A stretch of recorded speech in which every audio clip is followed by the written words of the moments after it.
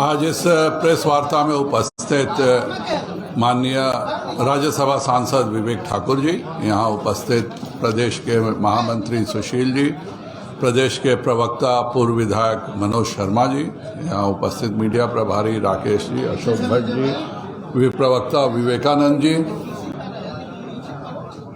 बाकी उपस्थित सभी हमारे प्रेस और पत्रकार बंधुओं, भारतीय जनता पार्टी के लिए यह बहुत ही हर्ष का विषय है कि स्वामी सहजानंद सरस्वती जी के जयंती के और किसान मजदूर समागम के उपलक्ष्य में इस देश के यशस्वी गृह मंत्री और हमारे निवर्तमान राष्ट्रीय अध्यक्ष श्री अमित भाई शाह जी का पटना में आगमन हो रहा है। भारतीय जनता पार्टी उनके स्वागत के लिए तैयार है और जो भी किसानों के लिए एक मदद का काम अगर किसी ने भारत में किया है तो वह प्रधानमंत्री नरेंद्र भाई मोदी जी ने किया है।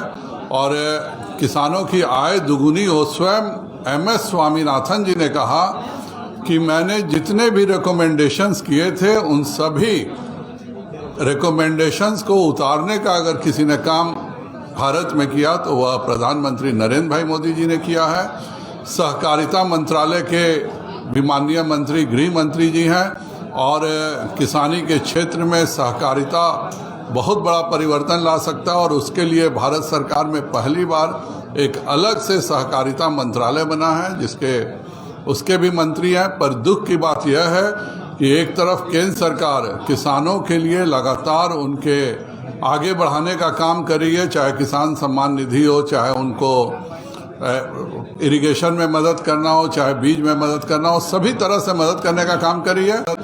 वही बिहार में बिहार सरकार लगातार बिहार की जनता को बरगलाने का काम कर रही है। केंद्र सरकार 1900 रुपये प्रति यूरिया के एक बोरे में 1900 रुपये की अभी सब्सिडी दे रही है। कोई यूरिया की कमी नहीं है। पहली बार 2014 में हमारा शासन आया और सिंदरी का कारखाना, बरौनी का कारखाना, गोरखपुर का कारखाना, जितने भी यूरिया के कारखाने बंद पड़े थे उन सभी को चालू करने का काम माननीय प्रधानमंत्री नरेंद्र भाई मोदी जी ने किया। और मैं कल भी कृषि मंत्री जी बिहार की जनता के साथ झूठ बोल रहे हैं। मेरा कृषि मंत्री जी से एक ही प्रश्न है कि आप पिछले 90 दिन में कोई एक दिन बता दीजिए जिस दिन आपके स्टॉक में 15 लाख बोरा से कम यूरिया मौजूद था। आज तक कृषि मंत्री इसके बारे में चर्चा नहीं करते हैं। सरवन जो है, जो कि प्रधान सचिव है, वह भी सरकार के कहने से एक IAS अफसर झूठ बोलने का काम करता है। आप यूरिया का यूटिलाइजेशन आप करने ही नहीं दे रहे हैं। जो यहाँ पे किसान त्राही त्राही कर रहा है यूरिया के लिए, आपके स्टॉक में एक दिन आज भी 20 लाख बोरा से ज़्यादा बोरा ये यूरिया आपके पास उपलब्ध है और उसके बाद भी त्राहीमाम मचा हुआ है। मेरा बिहार सरकार से भी अनुरोध रहेगा कि जब केंद्र सरकार इतने भलाई के काम कर रही है, एक बोरा में 1900 रुपये सब्सिडी देने का काम कर रही है, तब स्वामी सहजानंद जी की जयंती के एक श्रद्धा के रूप में बिहार का कोई भी किसान को यूरिया का, DAP का, खाद का कोई तकलीफ नहीं हो। और यह देखना बिहार सरकार का काम, हर जगह वितरण, जब आपके पास कोई स्टॉक की कमी नहीं है तो आप वितरण करके उस स्टॉक को खत्म तो कीजिए। लेकिन अफसोस की बात है कि बिहार सरकार वितरण में पूरी तरह फेल हुई है। रैक पॉइंट तक पहुंचाना केंद्र सरकार का काम होता है, वहां से वितरण बिहार सरकार का काम होता है। तो स्वामी सहजानंद जी की जयंती में मेरा यही बिहार सरकार से अनुरोध रहेगा कि कृपया कर खाद का वितरण सही करें जिससे कि किसानों को लाभ मिल सके। एक सवाल है, प्रशांत किशोर ने कहा है कि एक भी बैठक अगर विकास से जुड़ी हुई होगी, भाजपा ने किया होगा तो भाजपा का झंडा होने के लिए तैयार। एक भी बैठक विकास को लेकर अगर केंद्र सरकार ने कभी की होगी तो हमें आंकड़ा दे दे, हम भाजपा का झंडा आ जाए वह मेरे कार्यालय में, कल ही मैं उनका स्वागत करूंगा और कल ही मैं उनको 1.5 लाख करोड़ रुपए जो बिहार सरकार से केंद्र सरकार के हिस्सा के अतिरिक्त मिला है, मैं खुद उनको हाथ में दे दूंगा। कल ही उनका स्वागत है। देश की जनता और बिहार की जनता को झूठ बोलना बंद करे लोग। जो भी सच्चाई है पूरे बिहार की जनता जानती है। केंद्र सरकार का एक ऐसा घर नहीं है जहां पे उसके मुफ्त, आज भी बिहार ही एकमात्र प्रदेश है जहां पे मुफ्त में केंद्र सरकार की योजना से राशन मिल रहा है। बिहार सरकार को भी सारा जन वितरण का मुफ्त में राशन देने का काम केंद्र सरकार करती है, आपका काम केवल वितरण करने का है। लेकिन आज बिहार में कहीं भी जन वितरण प्रणाली में जो राज्य सरकार को केंद्र सरकार देती है उसका वितरण नहीं हो पा रहा है। यह बहुत ही दुखद स्थिति है जब 10 किलो प्रति व्यक्ति का राशन का केंद्र सरकार देती है, जिसमें 5 किलो आपको पैसे लेने हैं 2 रुपए 3 रुपए और 5 किलो मुफ्त देने हैं। तो जब 5 किलो मुफ्त का वितरण हो रहा है तो ये बाकी का भी वितरण बिहार सरकार को शीघ्र कराना चाहिए। केंद्र कुशवाहा के साथ आ रहा है कि आप लोग के साथ आ रहे हो, स्वागत करेंगे क्या? हम लोगों ने से कोई अभी तक कोई मिला नहीं है। अगर हमारा कोई प्रवक्ता जाके किसी से भी मिलता है, आज अगर नीतीश कुमार जी भी बीमार पड़ जाएंगे तो निश्चित रूप से मैं जाके उनके स्वास्थ्य की चिंता करूंगा। लालू जी भी अगर बीमार पड़े हैं तो हम लोगों का भी था कि भाई उनका ऑपरेशन अच्छे से हो जाए। बाकी भारतीय जनता पार्टी का बहुत ही क्लियर मैंडेट है कि 1990 से 2005 में जो लालू जी ने जंगल राज कायम किया था, जिस घोटालों के पूरी सरकार थी, पूरे बिहार में अपहरण हत्या के अलावा कोई दूसरा काम नहीं होता था, उस समय जिन्होंने भी लड़ाई उस सरकार के खिलाफ लड़ी है उन सभी के लिए भाजपा के दरवाजे खुले हैं। मैं पहले भी कह चुका हूं, जो व्यक्ति राजनीतिक तौर पे बिल्कुल अप्रासंगिक हो गया हो, आज न उनको कोई उनके दल में कोई पूछ रहा है, न विरोधी दल में कोई पूछ रहा है, न इस देश की राजनीति में कोई पूछ रहा है, और वह व्यक्ति जो इतना डरा हुआ हो कि बिहार का मुख्यमंत्री होने के बाद बिहार की जनता से मिलने में उसको डर लगता हो, शर्म लगता हो, झिझक लगता हो, इतने सारे समाधान यात्रा में वह एक जगह भी आम आदमी से मिल नहीं सके, ऐसे डरे हुए व्यक्ति को कौन अपने साथ रखना चाहेगा?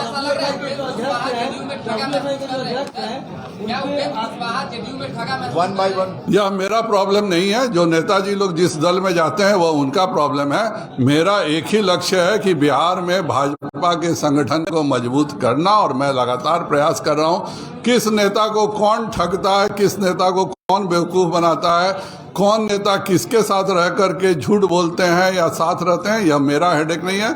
मेरा एक ही काम है, 2024 में हम 36 से ज़्यादा कैसे सीट जीत सके, इसके लिए भारतीय जनता पार्टी कृत संकल्प है, और इसमें पूरे बिहार की जनता साथ में है कि अगला भी प्रधानमंत्री 2/3 से ज़्यादा बहुमत के साथ माननीय नरेंद्र मोदी जी को होना चाहिए, क्योंकि पूर्ण बहुमत सरकार के कारण जनता ने यह देख लिया है कि 60 से ज्यादा गरीबों के कल्याण की योजनाएं आज चल रही हैं।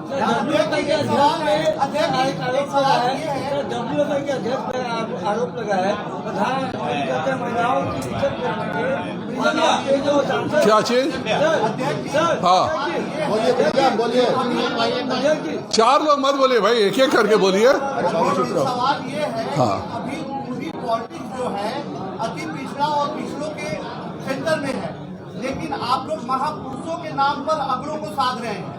ये जयंती समारोह जो हो रहा है वो अगड़ों को साध के लिए हो रहा है। बिल्कुल गलत बात है। भारतीय जनता पार्टी, और मैं फिर आप सब पत्रकारों से भी अनुरोध करूंगा कि कृपया कर किसी महापुरुष को किसी धर्म या जाति में नहीं बांटें। माननीय स्वामी सहजानंद जी का पूरा जीवन किसानों के हित में, मजदूरों के हित में था और जमींदारों के खिलाफ था।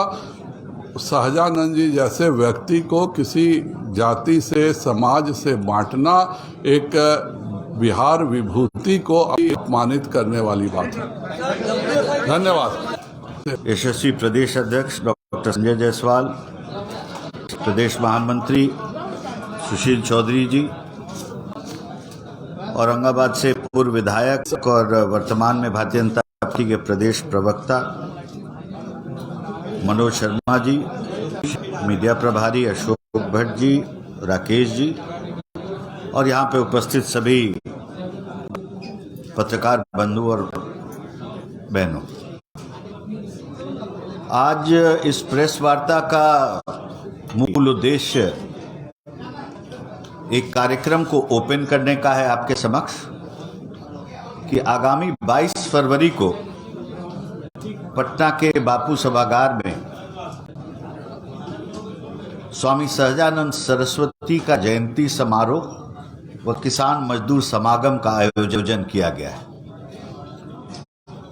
और इस कार्यक्रम के निमित्त प्रदेश के सभी सांसद विधायकगण तो रहेंगे ही, लेकिन किसान मजदूर से सीधा संवाद करने भारत के यशस्वी गृह मंत्री श्री अमित शाह जी आ रहे हैं और उस दिन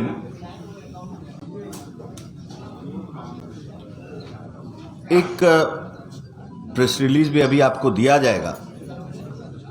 इस थीम पे बात होगी कि निर्माणों की कथा बहुत संक्षिप्त हमारी है, जो अब तक हो जाना था उसकी तैयारी। स्वामी सहजानंद सरस्वती जितना बड़ा कोई किसान नेता आधुनिक भारत में हुआ नहीं, और देश में जिस तरह से आधुनिक भारत के इतिहास के लेखन पर अगर आप मॉडर्न इंडियन हिस्ट्री पढ़ेंगे तो मुश्किल से किसी लेखक के पाठ्यक्रम में आपको कहीं पे मिलेगा कि स्वामी सहजानंद सरस्वती जैसे व्यक्ति की कहीं चर्चा भी। आपको मैं बताना चाहूंगा कि नेताजी सुभाष चंद्र बोस जब कांग्रेस के अध्यक्ष का कमान संभाले तो स्वामी जी से मदद मांगने यहां बीटा में उनके सीताराम आश्रम आए थे सहयोग हेतु, और स्वामी जी ने उनको आश्वस्त किया। और जो उनके समय में, नेताजी के समय में जो एक विरोध का आंदोलन किसान का चला, तो संपूर्ण उत्तर भारत से लेके एक ठप सा माहौल हो गया, इतना सफल आंदोलन का आयोजन हुआ। उसी परिप्रेक्ष्य में नेताजी ने कहा था कि मैंने कई स्वामी को, स्वतंत्रता सेनानियों को, कई लोगों को साबरमती आश्रम में खादी की धोती पहने देखा है, लेकिन देश का असली सन्यासी मुझे सीताराम आश्रम बीटा में दिखा। आपको ज्ञात होगा कि एक संस्मरण स्वामी जी ने अपनी जीवन यात्रा का लिखा था, मेरा जीवन संघर्ष। और दुखद बात यह है कि इतने वर्षों तक किसी सरकार ने बिहार की, चाहे वर्तमान हो या पूर्व में कांग्रेस की सरकारें हों, उसका कोई उस किताब का ना तो अनुवाद हुआ ताकि देश के अन्य बहुभाषी इलाकों में उसका प्रचार हो, क्योंकि स्वामी जी कोई बिहार के नेता नहीं थे। महाराष्ट्र में भी उनकी उतनी ही किसानों में पकड़ थी, और इस परिप्रेक्ष्य में 20 साल के कठिन परिश्रम के बाद इसका अनुवाद हुआ है अंग्रेजी में भी, और उस अनुवाद को किया है निजी मेहनत से और निजी प्रयास से। उसके अनुवादक हैं कैलाश झा और वॉल्टर हाउजर, और उन्होंने ये कहा है कि यह दुख की बात है कि जिस तरह गांधी, तिलक, नेहरू, बोस और पटेल आदि को देश के लोग जानते हैं, उस तरह से स्वामी सहजानंद सरस्वती को नहीं जानते, जबकि वह देश के सबसे बड़े किसान नेता रहे। और इस कार्यक्रम के माध्यम से ये एक बड़ी बहस भी छिड़ने जा रही है कि किसान की जो स्थिति है आज के दिन में प्रदेश में, वह एक डज नॉट एग्जिस्ट या डज नॉट मैटर की स्थिति में एक पूरा राजनीतिक परिवेश में वर्तमान सरकार ने डाल दिया है। आप देख रहे हैं कि बिहार के मुख्यमंत्री एक नई यात्रा पे निकले हैं जिसका नाम उन्होंने दिया है समाधान यात्रा। बक्सर भी गए वो, लेकिन बक्सर जल रहा है किसानों के परेशानी से, वहीं पर चौसा है। क्या समाधान निकाला उन्होंने, ये आप सबके सामने है। और इसके साथ साथ मैं ये भी कहना चाहूँगा कि बिहार में फर्जी किसान नेताओं की आवश्यकता नहीं है, क्रांतिकारियों की भूमि है। ये टिकैत जैसे लोग जो मौके को तलाशते हुए अगर सोच रहे हैं कि बिहार में आएंगे, तो ये बिहार की स्थलीय स्वयं अपने आप को संचालित कर लेती है।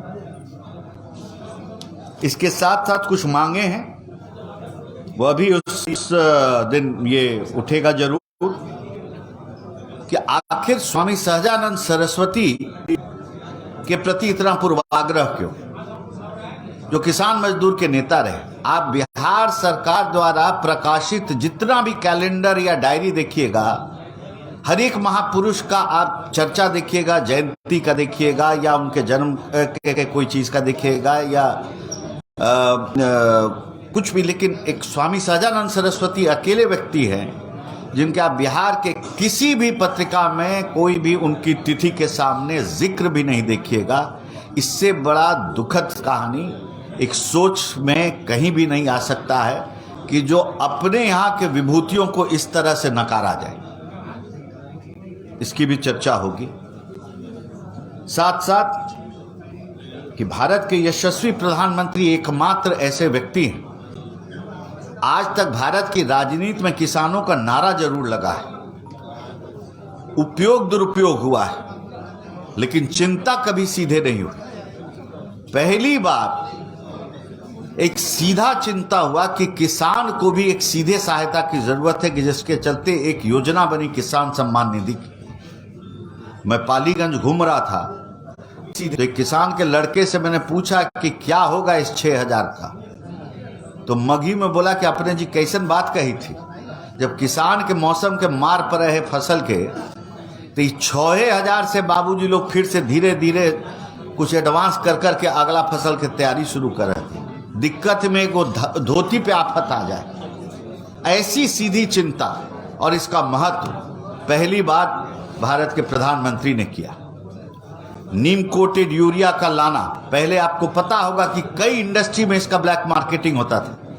डिटर्जेंट इंडस्ट्री में तो पूरा यूरिया डाइवर्ट हो जाता था। नीम कोटेड होने के बाद ये पूरा दिशा बदल गया और खेतों में पहुंच गया। कई योजनाएं किसानों के लिए आई, फसल बीमा आया। तो यह एकमात्र सरकार है जो किसानों की सीधा चिंता करती है। 3.7% का बिहार का कृषि का विकास दर है, स्वतः किसानों के परिश्रम का है। कोई नीति ऐसी नहीं है जो किसानों को दिशा दे कि उनके आय में वृद्धि हो या कुछ वो आधुनिक खेती की ओर बढ़ सके। जो पढ़े लिखे नौजवान वापस आके खेत में आ रहे हैं काम करने, वो कुछ नया प्रयोग कर रहे हैं बिना सरकार की कोई सहायता से। कुटुंबा में, औरंगाबाद में आप जाइएगा तो आपको दिखेगा कि स्ट्रॉबेरी की खेती कर रहे हैं लोग। उत्तर बिहार में आप जाइएगा तो आपको दिखेगा कि पेपरमिंट की खेती कर रहे हैं। सरकार की कोई योजना नहीं है जिसके माध्यम से एक सपोर्ट सिस्टम खड़ा हो।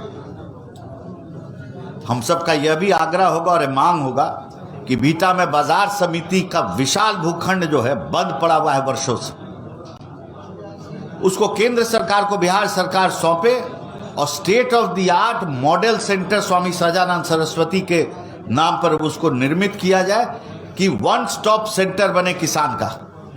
किसान आए, मिट्टी टेस्ट कराएं, जो चीज करना है उनको, जो जानकारी लेना है खेती का लें और जाए, जो ICAR के माध्यम से और कृषि मंत्रालय के माध्यम से संचालित हो। तो ये लगेगा कि एक प्रगतिशील सोच हुआ। लेकिन अवरोध की नीति से काम नहीं चल सकता है। किसान किसी के चलते रुकेगा नहीं। और इस कोरोना काल में जब देश ठप हो गया था तो हम किसान अपने परिश्रम से मतलब प्रोडक्टिविटी इतना अधिक बढ़ाया कि आज हम सब जिंदा हैं। मजदूरों की अगर बात करें, स्वामी जी मजदूर के भी नेता माने जाते थे। सभी जमींदारों के खिलाफ मजदूरों के पक्ष में वो खड़ा रहे। आज पहला बार गरीब के लिए चिंतन अगर इस कठिन समय में किसी ने किया है तो नरेंद्र मोदी सरकार ने किया है। और फूड सेफ्टी एक्ट के, सिक्योरिटी एक्ट के तहत आज 80 करोड़ परिवार को मुफ्त अनाज दिया जा रहा है। ये आज तक नहीं हुआ। और इस सब परिप्रेक्ष्य को लेते हुए एक विशाल एकत्रीकरण होगा और उस दिन विस्तृत चर्चा होगी और किसानों से सीधा संवाद होगा। और मुझे बताते हुए आपको खुशी हो रही है कि उस कार्यक्रम में आपको देखने को मिलेगा कि मंच पे जो स्वागत होगा वो किसान का जो आभूषण है हल से सभी नेताओं का और गृह मंत्री और सहकारिता मंत्री जी का भी स्वागत होगा, ना कि कोई और मोमेंटो के रूप में आपको देखने को मिलेगा। आप सब यहाँ आए और आप सबसे मेरा आग्रह है कि इस महत्वपूर्ण बैठक के लिए आप सब जरूर तैयार रहें और आने वाले समय में पूरी भारतीय जनता पार्टी और स्वामी सहजानंद सरस्वती आयोजन समिति पूरे बिहार में ये दौरा करेगी और किसान मजदूर का एक विशाल एकत्रीकरण आपको 22 फरवरी में 11 बजे बापू सभागार में देखने को मिलेगा। बहुत बहुत धन्यवाद। नमस्कार, मैं हूं मानक गुप्ता। अगर आपको हमारा ये वीडियो पसंद आया हो तो इसे लाइक और शेयर जरूर करें और हाँ, हमें सब्सक्राइब और फॉलो करना ना भूलें ताकि आप देश और दुनिया की कोई खबर मिस ना करें। तो जुड़े रहिए हमारे साथ और देखते रहिए न्यूज़ 24।